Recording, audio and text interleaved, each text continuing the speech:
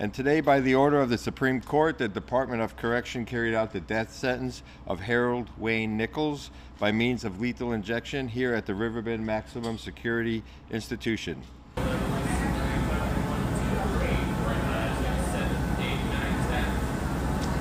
And his last words were, and I quote, "To the people I've harmed, I'm sorry. To my family, know that I love you. I know where I'm going to. I'm ready to go home." And this concludes my statement. We have waited 37 years for justice, and we understand taking a life is serious. We don't take any pleasure in it. However, the victims, and there were many, were carefully stalked and attacked.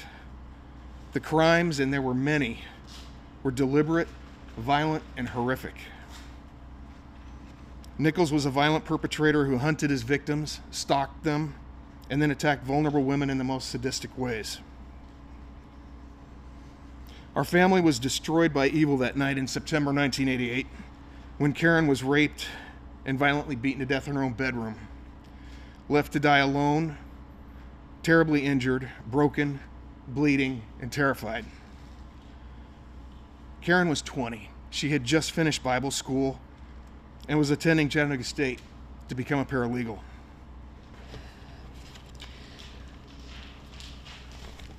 Hello, my name is Kirsten Fiskus, and I'm a breaking news reporter with the Tennessean and USA Today Network.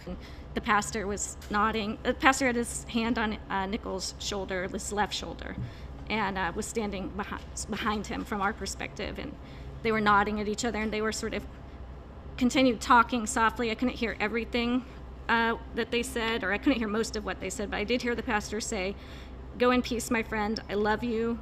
And Mr. Nichols was nodding at him, and at one point he said, "You'll be looking down on us, I know that." The pastor said that.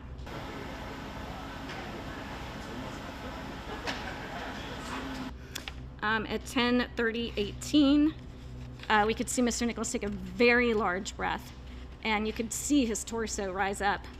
And then he took a series of these sort of huffing breaths that people said it's sort of maybe a snoring or snorting kind of sound, and you could literally see his mustache rising, like he was breathing through his mouth. About 10 breaths along that, like that, and then it became harder to tell whether he was breathing. His breaths became much shallower.